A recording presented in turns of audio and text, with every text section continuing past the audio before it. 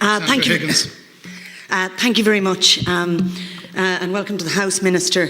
The legislation before us, you know the volume of distress and concern that it is called, and it's a fact, Minister, you spoke about learning from the past and moving into the future.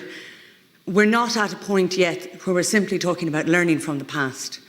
We are at a point where we're still seeking justice and satisfaction and basic rights for those who lived through that past.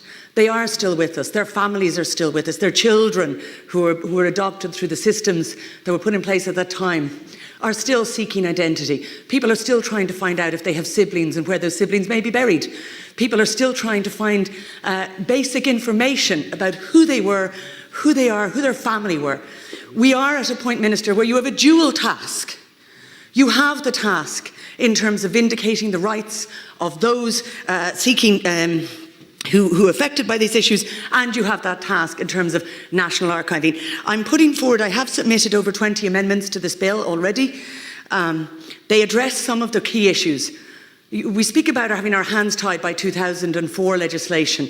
I would disagree completely with Senator McDougall. I know he was involved in that legislation, but that legislation does not necessarily trump things that have happened since. For example, a referendum on the rights of the child, a constitutional referendum which said that we place the child's rights, including the rights to identity, at a central point. Indeed, the European legislation in terms of persons' right to information about themselves. And for example, I will be asking that sections 39 and 41 of the 2004 Act should not apply. Those are the restrictions of the right of the individual to seek information, and those are the 30-year binding rule. They should not apply in terms of individuals seeking information about them. And I would ensure, when we talk about future commissions and safeguarding participation, when people are denied their own testimony which is gut-wrenching to give, that is not acceptable. So I've looked for specific exceptions to ensure that people can access their own testimony, their own story. It is a basic piece, and I feel not giving that will undermine the operation of future commissions and indeed cooperation of future witnesses. Minister, I also look to, we need a timeline. It's simply not enough to say we all heard the apologies to the Magdalen laundries what feels like millions of years ago. And we haven't had that justice. It's been a scrabble for individuals to try to have peace in their own families and in their own lives.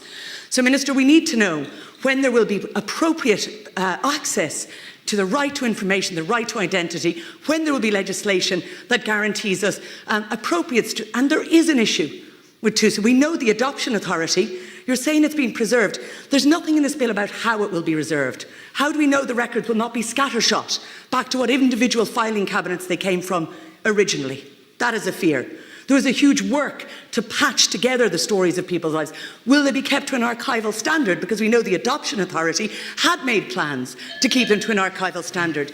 There are real questions around the physical documents and around the rights, Minister, and we will be pushing these forward at committee stage. I again urge you to not take committee and report stage together, but to listen to us at committee stage and change the bill. Thank you. Thank you very much.